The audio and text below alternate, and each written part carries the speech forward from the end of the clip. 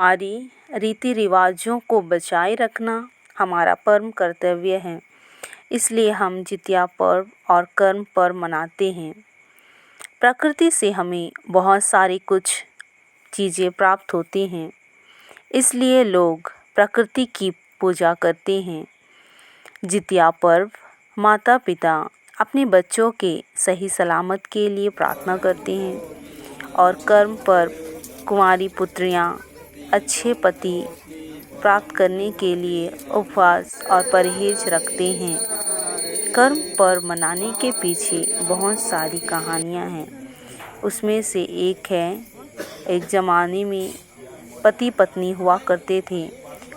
उनकी कोई संतान नहीं थी। वे बहुत ही उदास रहते थे। एक बार उसका पति जंगल गया हुआ था। जब वह थक गया तो वह एक पेड़ के नीचे सो गया। वह पेड़ कर्म का पेड़ था। उसको स्वप्न आया कि यदि वह इस पेड़ के 3 डाली को काटकर अपने घर के आंगन में डालेगा और उसकी पूजा करेगा तो उसे संतान की प्राप्ति होगी।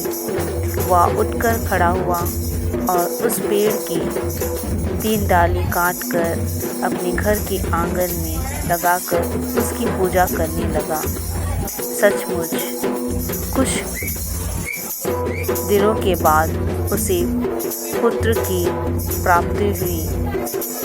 इसी तरह उनके 7 पुत्र हो गए और वे 7 पुत्र एक ही घर के 7 पुत्रियों के साथ विवाह कर लिया।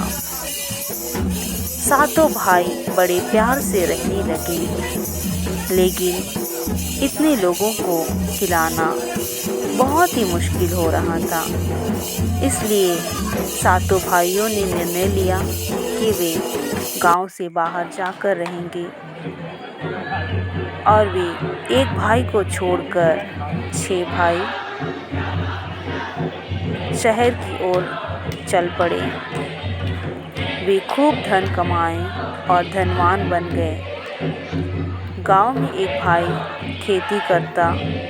उसकी पत्नी कर्म की पूजा करती।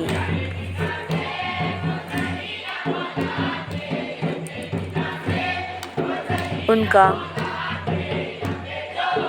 घर बार अच्छे से चलने लगा।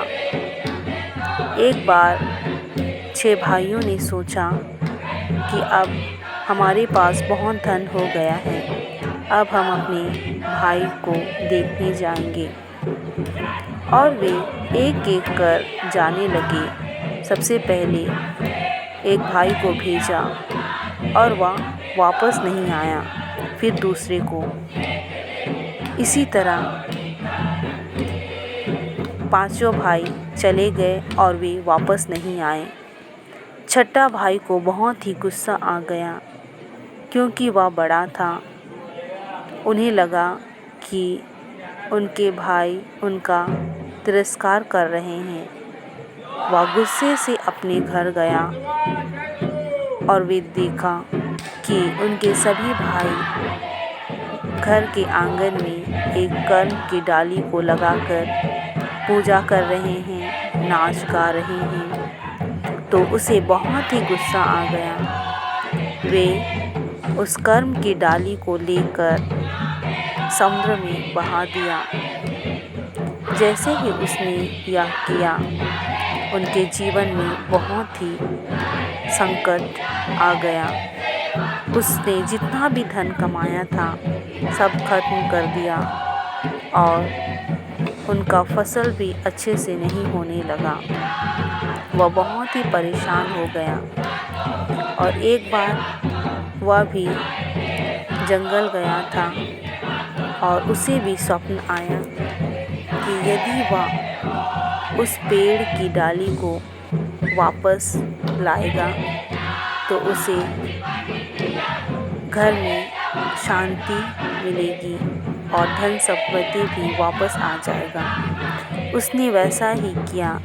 उसने समुद्र के पार गया और उसे एक पेड़ दिखा वह कर्म का पेड़ था। वह उस कर्म की 3 डालियों को काटकर अपने घर के आंगन में डाला और उसका पूजा करने लगा। जैसे ही वह यह सब किया, उनके जीवन में खुशियाँ और उनके धन संपत्तियाँ वापस आने लगी और वे सभी खुशी खुशी रहने लगे।